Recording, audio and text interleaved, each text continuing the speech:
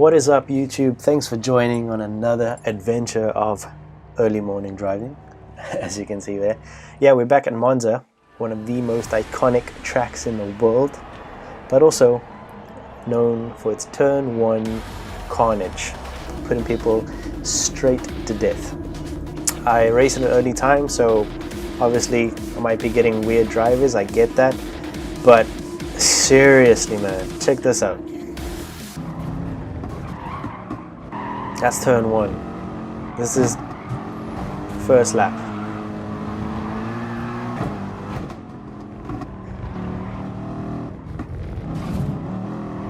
Like, dead, absolutely dead.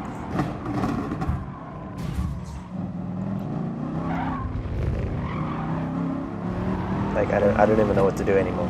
Don't know what to do. But I also realized that a lot of this was my fault. Obviously your driver rating is related to your driving, and even though other people have some sort of bearing in that, you putting yourself in that position, when you really think about it, as much as it sucks. And I was tired of, well, I am tired of being in lobbies where you start P3 but going through the Lesmos you're in P18. It's like, that's just not the kind of driving that I do, and it's not the kind of driving that makes me enjoy the game the way that I was a couple of weeks ago. I'm not even going to go into why we're not enjoying it anymore, but we have some sort of control, and I found out how to do it, how to manage that. Basically, all I needed to do was just step away from the game for a bit, defrag, and I ended up watching a video from a guy called Womble Leader Racing. I'll leave a link to the video, and it was basically 5 tips to improve your driver rating, and I needed every and any tip I could get. And basically he breaks it down into 5 steps. Number 1, being consistent, looking at the bigger picture, knowing your strategies, not giving up, and then don't seek revenge. Now, 2 of those points absolutely resonated with me, and number 1 was looking at the bigger picture. I never ever think about the bigger picture. All I see is race, race, race till the finish line. Fight every second that you can. And basically that was ruining a lot of my races, because you're racing a 10-lap race over here. It's not a sprint race, so to speak, and you're losing half a tenth, a tenth, 5 tenths, 6 tenths when you fight through a lap or through a corner, and that was losing me positions every time I went into a corner. So what I did was, for this race, is I tried to just brake a lot earlier, give the guys a half a second to a second gap. If somebody wanted to overtake me, go for it, no problem. I'll do it in a way that I don't lose as much time as I would have previously. Obviously, I'm not going to just let everybody drive through. We're still racing. But if I can see somebody's clearly faster than me, then you let them through.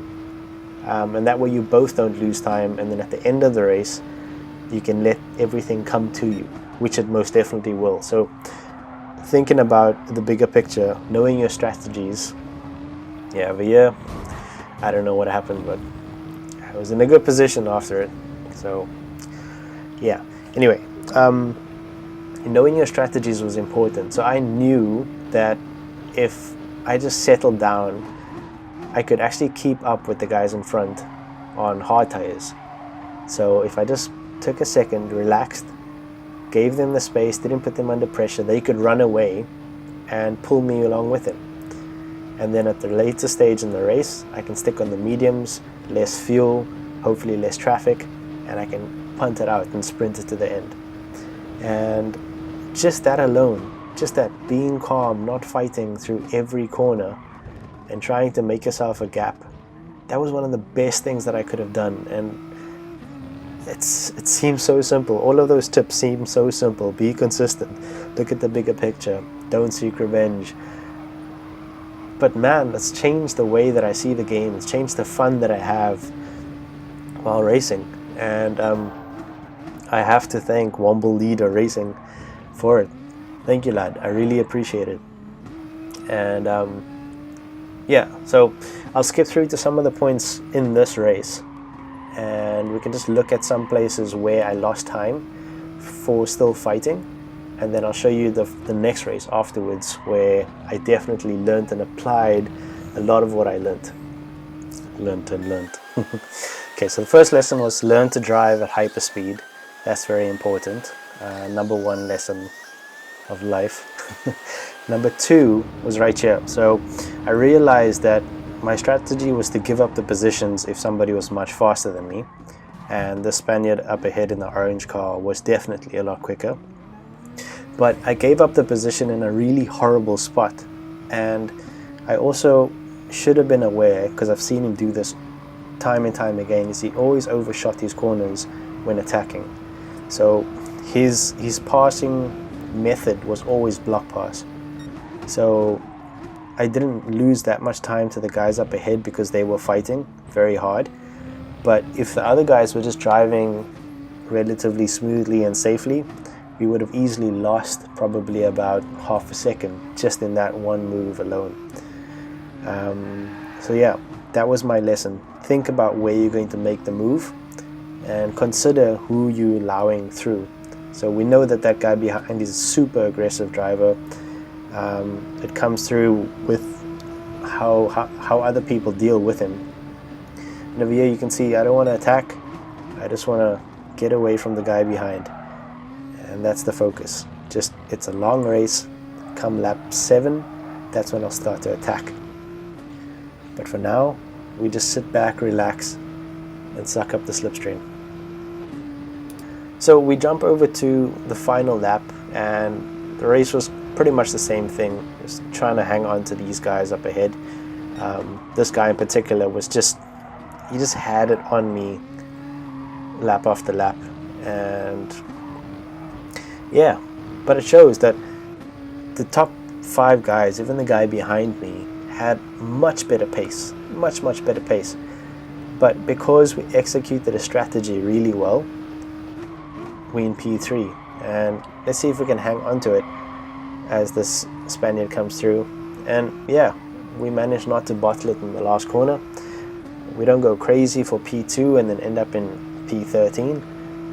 We take the best result possible for us. I mean, I guess if we pushed a lot harder, we could have come P2, but we could very well have come P13 in the same way. So, lessons learned, and time to apply them now in this race. This was actually one of my favorite races for a number of reasons. You'll see in the end exactly why it was my favorite. But yeah, so we've got that guy who had so much more pace than us up ahead with the 46.7. We know now that the top 2 guys are about 0.3 faster than us, but the gap to the guys behind are also about 0.4, 0.3.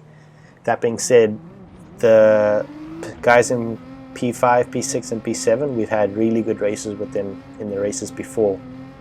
So definitely not something to take for granted, and I now more than ever just want to stick onto the back of these guys in P1 and P2. So that's my goal.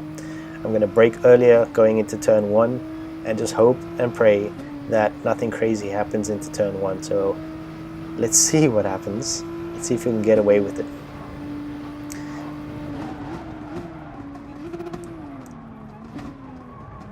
And it actually happens. We missed the craziness. If you look in the rear view mirror, some absolute carnage is happening. We just managed to keep on to the guys in P1 and P2. We got a poor exit, but it's fine because there's a second behind us. But as we say that, 2 of the guys who we've had really good battles with are behind us now, and they're definitely not people or drivers to be taken for granted. So now more than ever, we're going to stick onto the back of P1 and P2, not fighting, but just hopefully trying to get them to pull us away. So let's see what we can do. Pretty much lap 1 is all of the same things, so we'll skip ahead to lap 2. The Italian behind us has caught up with us quite nicely. I just decided, okay, this is the guy that I'm just going to let through. I'll lift off the throttle and let him straight through. Don't fight about it. We lose little to no time. Now he can fight for the position up ahead. He's probably on mediums, so go for it, bro. Pull me to P1 and P2. And that's how strategy works. This is playing the long game, thinking about the bigger picture.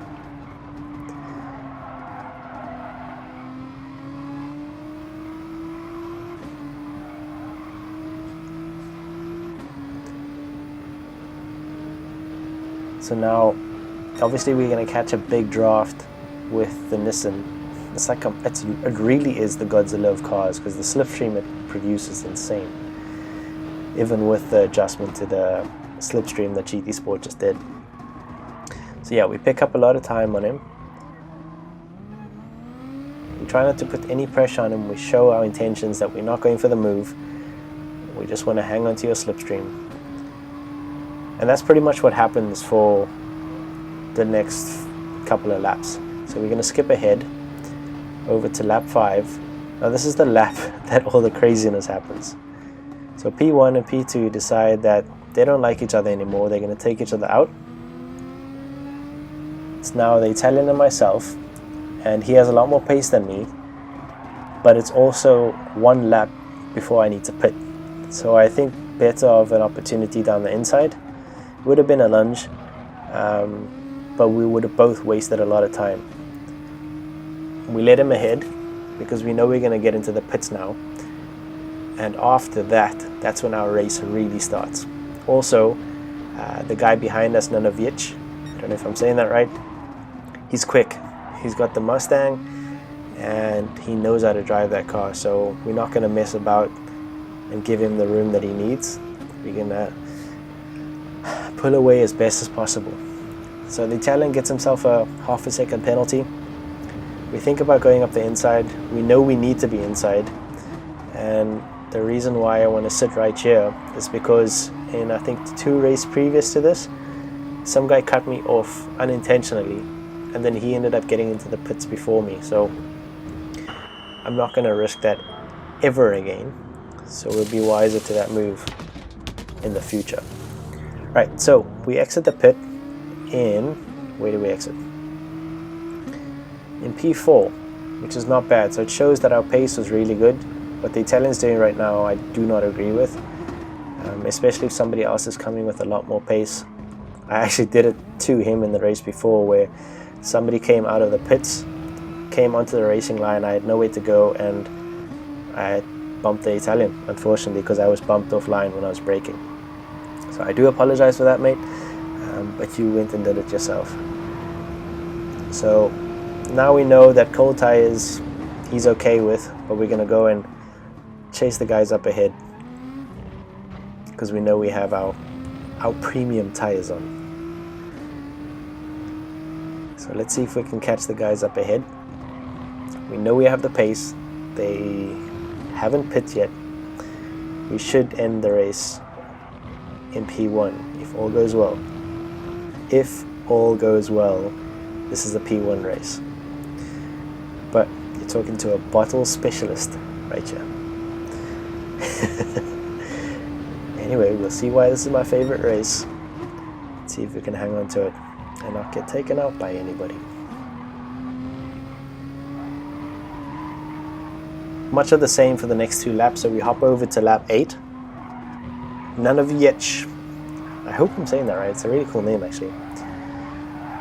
I've had 2 really awesome races with him before this, so I know what he's capable of. I know where he's strong, I know where he's not so strong, and I know where his car lets him down.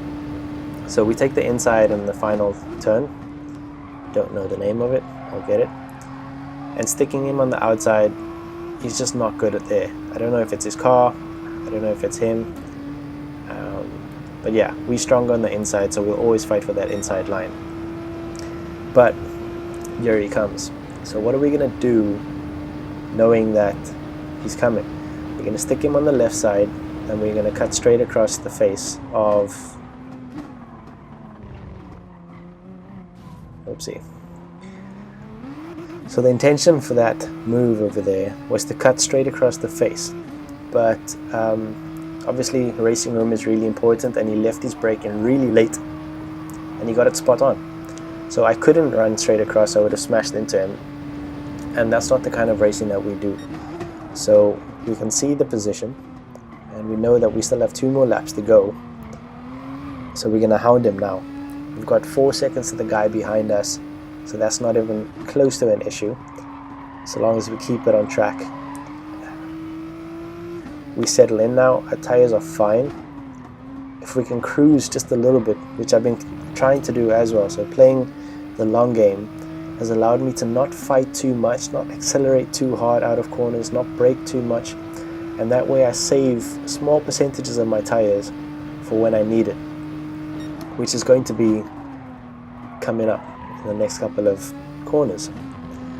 So we give him his time, we actually open up the gap just a little bit intentionally so that we can actually take the corner at the best possible angle without wasting any of our tires. So now we get that speed that we're looking for. We hold on to the optimal line, he goes a little bit wide, we get on the throttle just where we need to, and let's see what we do going into turn 1.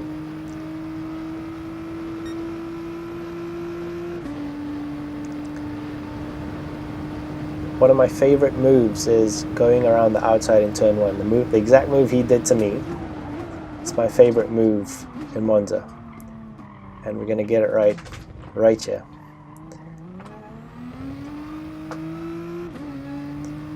So now he's got potentially the inside, so we're going to try and cut across his face to block the entry into turn 3 right off after Curva Grande, and there's absolutely nothing you can do on the outside over there, and unfortunately he sticks 2 wheels on the dirt and gifts me a podium, or does he? And as much as it's good to have open air, I kind of start to freak out because I'm not focusing where I normally focus on, and I get really distracted. So definitely something for me to work on, but it doesn't happen often where you have a 3-second gap to the man behind you and you're in the lead of the race. And yeah, it's a shame because it could have been a really cool finish, but yeah, we'll take it.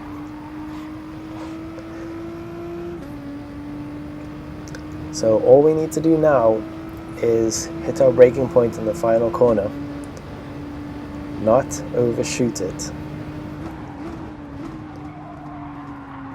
and we managed to do it. We managed to keep it on track and bring it home in P1. It's just a massive thank you to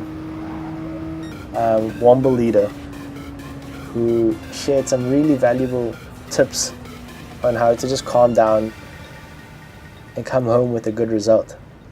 And it's proof is in the pudding. The last 2 races we finished on the podium and in P1. I didn't change any of my driving style, I just changed the way that I viewed the race. I wasn't racing every single corner, I was racing the last 3 laps, and I was letting guys get ahead, don't stress out, don't freak out, just finish the race exactly where you deserve. Thank you guys for watching. I hope you enjoyed it. If you have any questions, please let me know. If you have any suggestions, please let me know, and I'll catch you on the next one. Ciao.